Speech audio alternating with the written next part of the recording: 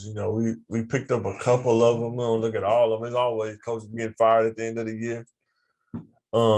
Different angles you're looking at it. You think about, like, say, Brian Flores, the Dolphins. They said he from sources out here on different stations, they said he wanted Brian Herbert. Yeah. Justin Herbert. Justin Herbert instead of Tua. Yeah. In Miami, but they wanted to draft Tua. So I think he probably, knowing from what they were saying, he seemed like one of them dudes that would probably be like, letting them know, see, if we would have drafted Herbert, we'd be winning right now. You see what he's doing? I mean, you see what we're doing with what we get. You know what I mean? You see what he's doing on the Chargers. Like, if you give me him, look what I do. You know what I mean? This fits more my coaching style. He kind of changed the culture a little bit. Not saying that they had a bad culture or anything like that, but he did. Have 2 winning seasons. Since he came in. What's a winning season though?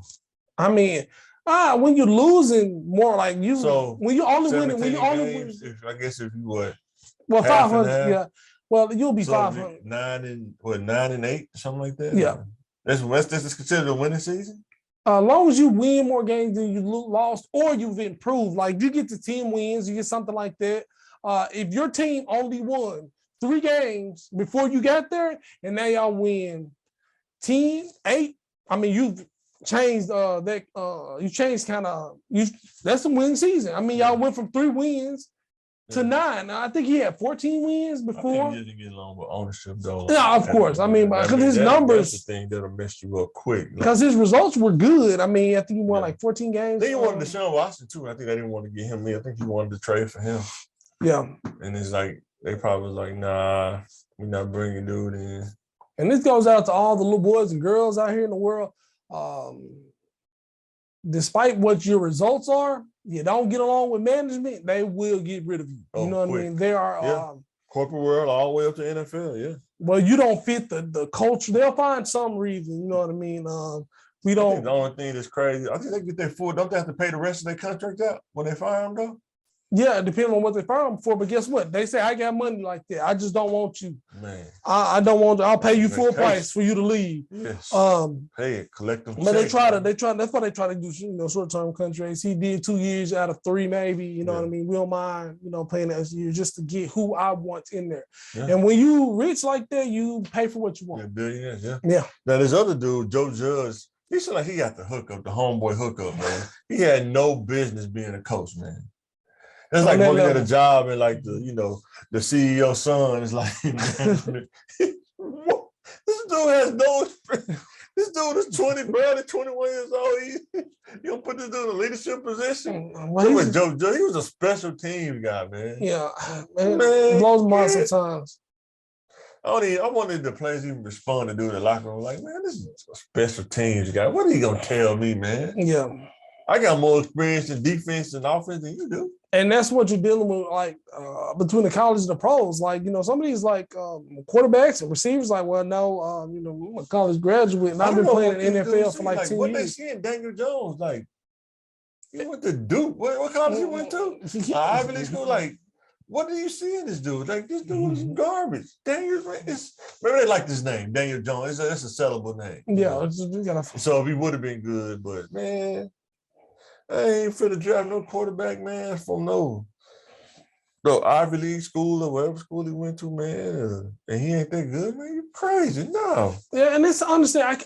Intelligence is very important, but like you got to think, man. This is almost like a fight. I mean, like, can you even use half of that intelligence once fear kick in? Once you getting hit, once you getting the pressure's coming from all sides. You know what I mean? And we have, and if it's like sometimes like a video game, they want a guy with the look or the persona or the reputation, the number. Well, he looks, he's got the face, he's got this and that. Well, he's marketable.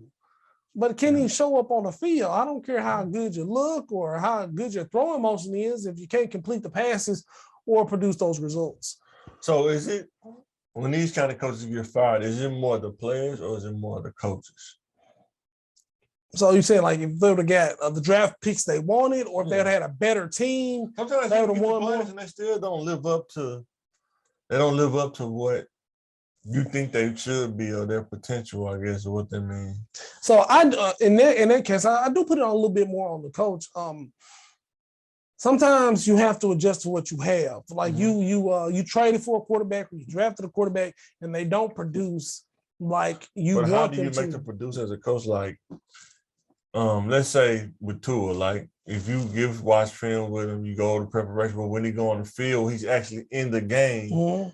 You can't beat inside his head like a joystick telling him what to do.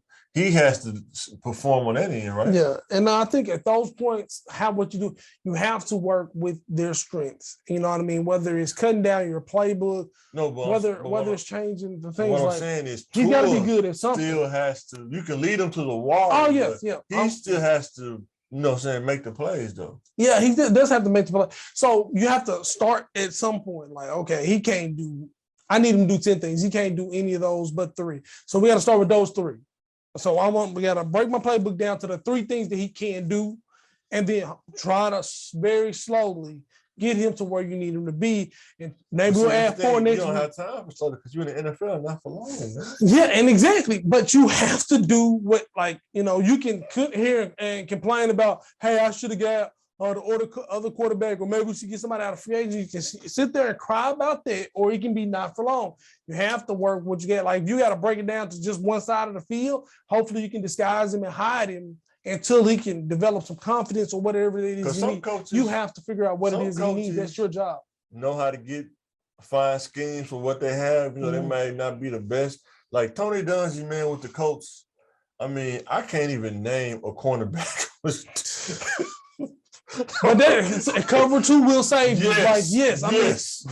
He made Bob Sanders look like a beast, man. I mean, he was injured a lot, but when he was there, the dude was knocking them in, hitting dudes in the legs, flipping them and stuff. But yeah, I mean, he was good coverage. He had good top end speed to kind of. Bob Sanders? Yeah, and he was kind of short, but he probably ran like a 4.5 though. I mean, really, sometimes some of the people they be putting out there in safety with these 40 speeds, bro. Sometimes they're fast. How fast you think Tyler Matthew is? I don't remember the corners he had.